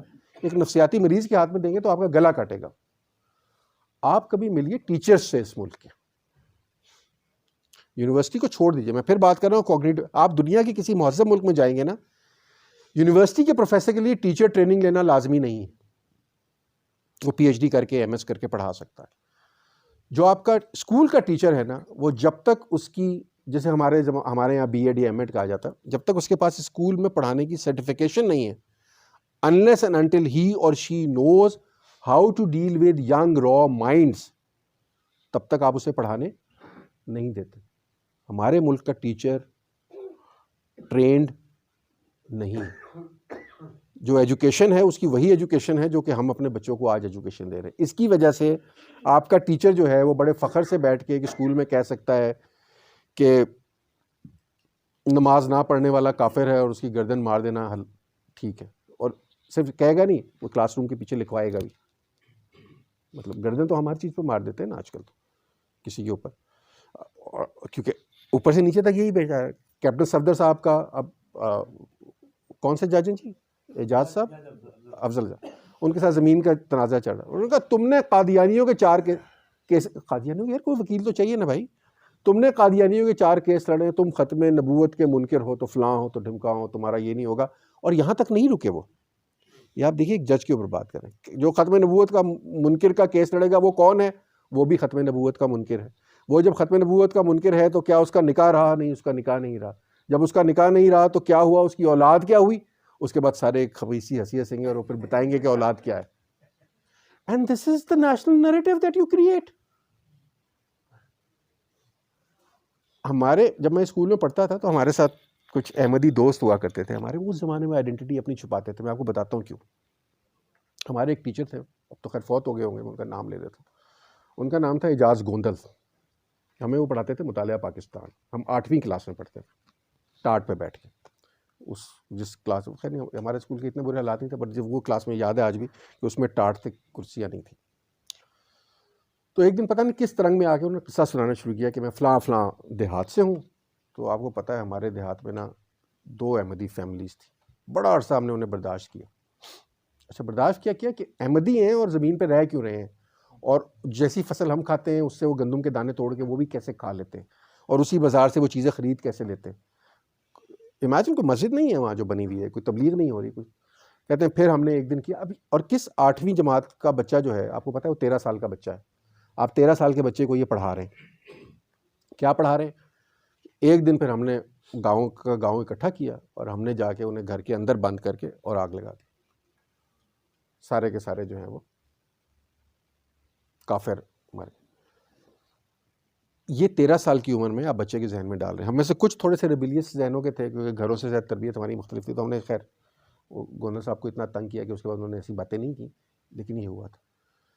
میں جب 9ویں کلاس میں تھا تو میرا ایک کلاس فیلو مجھے لے کر گیا کہ آج جو ہے فلاں جگہ مسجد میں جو ہے وہ مفت کی افطاری ہے. مفت کی افطاری ہو تو بندہ چلا ہی پتا. تو ہم مفت کی افطاری، یہ وہ پہلا دن تھا، مجھے آج بھی یاد ہے. لاہور میں اچھرے میں ایک مسجد تھی جہاں ہم گئے، اور وہاں میں نے پہلی دفعہ مسجد کے باہر 10 پوسٹر پڑھے دیکھے جن کے اوپر لکھا تھا شیعہ کافر ہے. اور شیعہ سپاہی صاحبہ کا میرا خیال وہ آغاز تھا. اور وہ بچوں کو ریکروٹ کر کے لے کر جاتے تھے، یعنی بچے باقاعدہ، وہ حافظ رؤوف صاحب ان کا نام تھا جو ہمیں لے کر گئے تھے. ان کی باقاعدہ یہ ذمہ داری لگی تھی کہ اپنی کلاس کو لے کر آئیں گے اس کے اندر، اور لالچ کیا ہوگا؟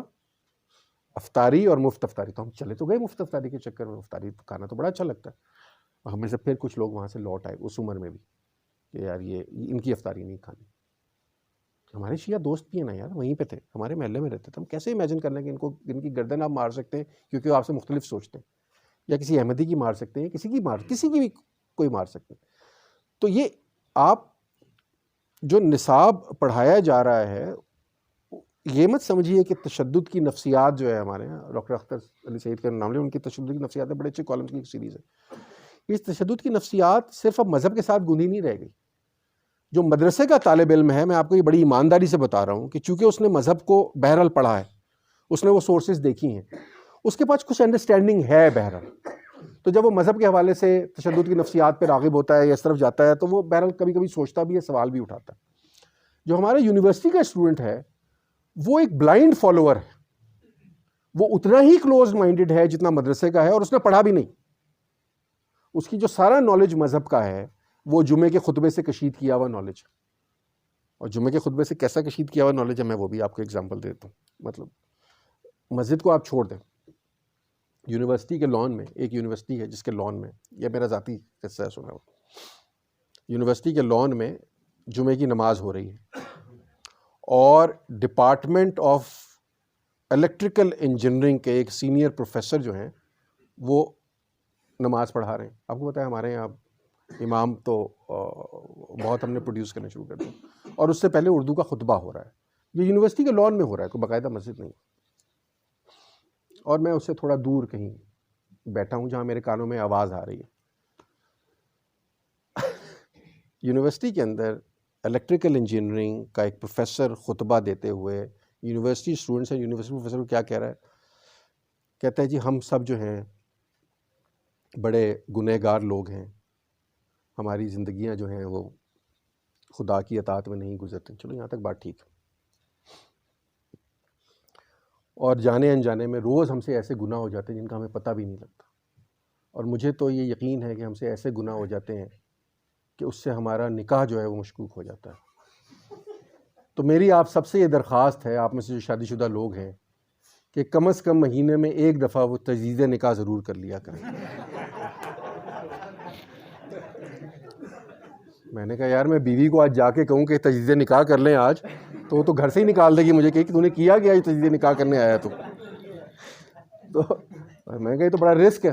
تو اس کے بعد میں نے یہ دیکھیے، یہ جب آپ کچا ذہن جب آپ کا یہ سیکھتا ہے، یا فار دیٹ میٹر جو تھوڑا سا میچور ہو رہا ذہن بھی جب سیکھ رہا ہے، تو آپ اس سے کیا ایکسپیکٹ کریں گے. دس از واٹ از ہیپننگ. ہمارے ایک اور دوست تھے، وہ اب نرس یونیورسٹی میں پروفیسر ہیں. ہمارا کامن پرنٹر تھا، تو پرنٹر میں نے کمانڈ بھیجی تو کمانڈ 2 دفعہ ایرر آ جائے، ہر دفعہ پتہ لگا کسی کے پرنٹ ٹھکا ٹھک نکل رہے ہیں. چونکہ کامن جگہ پڑا تھا، میں نے جا کے دیکھا پرنٹ کے تو پرنٹ نکل رہے ہیں حزب التحریر کے، پروفیسر صاحب حزب. اور پرنٹ کیا نکل رہے ہیں، میں مطلب وہ اس حد تک بات تھی. حزب التحریر کے بارے میں آپ لوگ جانتے ہوں گے، اور یونیورسٹی کے اندر وہ باقاعدہ ڈسٹریبیوشن کے لیے نکل رہے ہیں. کیا آپ بتا سکیں کہ جہاد کتنا ضروری ہے، آئیسس کیوں ٹھیک ہے، اور ہم سب کو یہ اس دور کی بات ہے جب آئیسس کے لیے ریکروٹمنٹ ہو رہی تھی یہاں پہ. تو بیسیکلی وہ آئیسس کا ریکروٹمنٹ مٹیریل تھا. تو نصاب ایک طرف، کے ایل اوز ایک طرف، گورنمنٹ پالیسی ایک طرف، پھر ٹیچر اور پروفیسر آپ کا. ان کمپوننٹ میں آپ ڈھونڈ لیجئے کہ کون سے ایسا کمپوننٹ ہے جس کو ٹھیک کرنے کی ضرورت ہے یا ٹھیک کیا جا سکتا ہے. اچھا میرے سے بہت دفعہ پھر یہ سوال ہوتا ہے کہ سر آپ نے بتا دیا بہت سارے مسئلے ہیں، بہت سارے، ٹھیک کیسے ہوں گے. میں نے کچھ دن پہلے لکھا بھی تھا، اور میرا ابھی بھی خیال یہ ہے کہ میرے حساب سے صرف 2 ہی شرطیں ہیں ٹھیک کرنے کی، اور چونکہ وہ دونوں شرطیں پوری نہیں ہونی اس لیے کچھ ٹھیک نہیں ہو سکتا. یہ بھی میں آپ کو بتا دوں. ان 2 شرطوں میں سے پہلی شرط تو یہ ہے کہ آپ کو اس ملک کو بہرحال ایک سیکولر ملک بنانا پڑے گا. یہ عوامی جمہوریہ پاکستان بنائیے، اسلامی جمہوریہ پاکستان نہیں. اور سیکولر بنانے کا مطلب یہ ہے کہ آپ اگر شیعہ ہیں، اہل حدیث ہیں، سلفی ہیں، میں ابھی اقلیتوں پہ نہیں جا رہا، تو آپ کو اپنے عقیدے پہ کاربند ہونے کی پوری آزادی ہے، اور مجھے اس کا احترام کرنا چاہیے. اس احترام کا مطلب یہ نہیں ہے کہ میں اس پہ یقین رکھوں گا، اس احترام کا مطلب یہ ہے کہ میں اس کا بلا وجہ مذاق نہیں اڑاؤں گا. کوئی ضرورت نہیں ہے مجھے مذاق اڑانے کی، لیکن یہ فیصلہ آپ نہیں کریں گے کہ کیا چیز مذاق اڑانا ہے اور کیا چیز مذاق اڑانا نہیں ہے. آپ سمجھیں، آج ہر بات مذاق اڑانا ہے، ہر بات توہین کرنا ہے. ہمیں بچپن میں بتایا جاتا تھا کہ یہ مقدس اوراق آپ کو ملیں تو آپ انہیں یا تو بہتے پانی میں ڈال دیجئے یا جلا دیجئے. ہمیں تو بچپن میں یہی سکھایا گیا تھا. آج کوئی مقدس اوراق کو جلا رہا ہوتا ہے تو آپ اسے بلاسفیمی کے الزام میں مار دیتے ہیں. اسٹیکر کوئی پھاڑ رہا ہوتا ہے تو آپ اسے بلاسفیمی کے الزام میں مار دیتے ہیں. کوری چوک کے اوپر ابھی کچھ 3-4 مہینے پہلے ایک رکشے والے کو کہیں سے بوری ملی، یہ میرے سامنے کا واقعہ، جس کے اندر کہیں نورانی قاعدے کے ورق تھے. تو اس نے اس کو کہا یار میں کہ ڈسپوز آف کر دوں اپنی طرف سے. وہ بڑا بیچارہ وہ نا کہ نورانی قاعدہ, نورانی قاعدے کو ڈسپوز آف کرنے, اس نے کہیں اس کو لے جا کے کسی پلاٹ میں نا کہ اس کو میں آگ لگا دیتا ہوں, تاکہ اس کو علاقے کے لوگوں نے پکڑ لیا اور مار مار کے اس کو دمبا بنا دی. مطلب بچ گیا وہ. آپ میں سے بہت سے لوگوں کے علم میں ہوگا. اتفاق سے میں اس دن وہاں کوئی روڈ سے گزرا, ٹریفک بلاک ہوئی, تو پتہ لگا کیوں بلاک ہوئی, تو پتہ لگا یہ ہو رہا ہے. سلمان تاثیر صاحب کو مار دیا آپ نے. کیوں مار دیا؟ کیونکہ اس ملک میں بننے والا قانون جو ہے آپ اس پر تنقید نہیں کر سکتے. آپ لوگ امریکن موویز دیکھتے ہوں گے, ہر چوتھی مووی کے اندر, امریکن مووی کے اندر سی آئی اے کا ولن کا کردار ہوتا. سی آئی اے نے نکراگوا میں یہ کر دیا, میکسیکو میں یہ کر دیا, فلاں جگہ یہ کر دیا. دے گیو بوتھ دا شیڈز. اس ملک میں 1950 سے لے کے آج تک بننے والی کوئی ایک مووی مجھے دکھائی ہے جس میں اس ملک کے اقتدار رکھنے والے ادارے جو ہیں, جو اصل ادارہ ہے, اس کو نیگیٹو پینٹ کرنے کی کسی نے جرت کی. جو عاشر عظیم صاحب آج باہر بیٹھ کے شور مچاتے ہیں, ان کی مووی کے اندر بھی وہی انہوں نے سیاستدان کو ولن بنایا اور جرنیل کو ہیرو بنایا.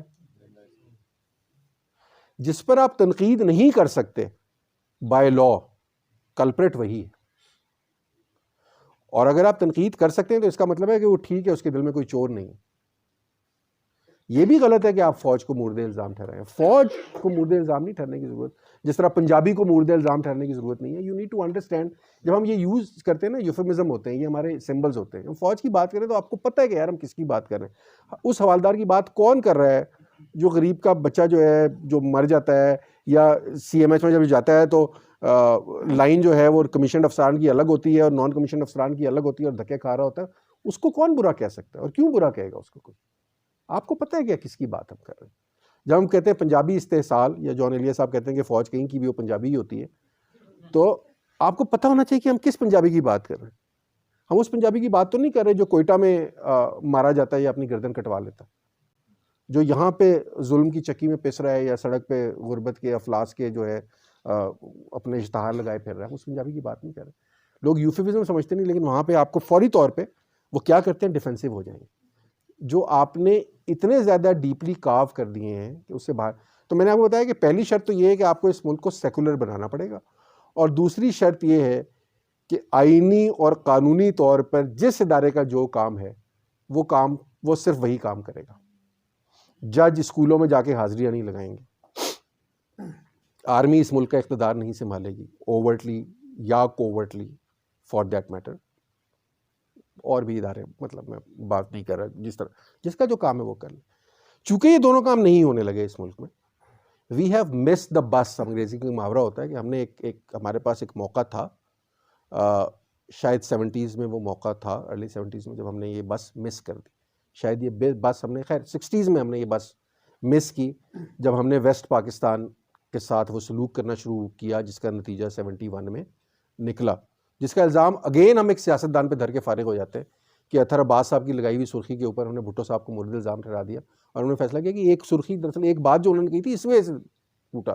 اس سے پہلے تو کچھ نہیں ہو رہا تھا, اس سے پہلے سب منگل کشل تھا.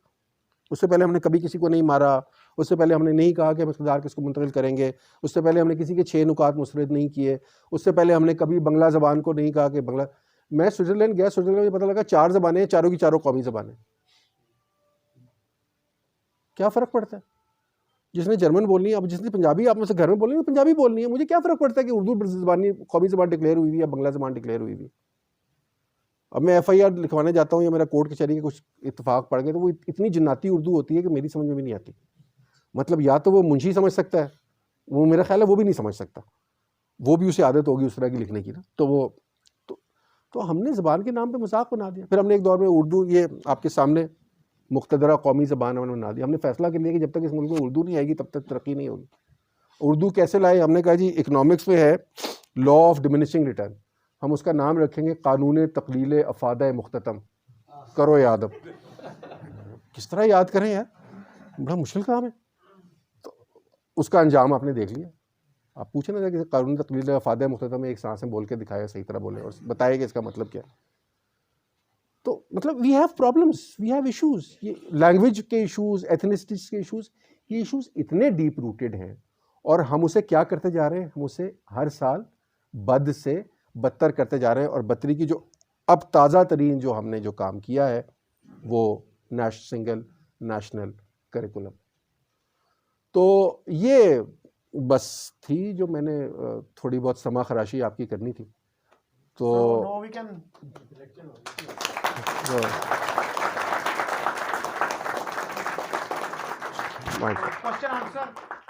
ہاں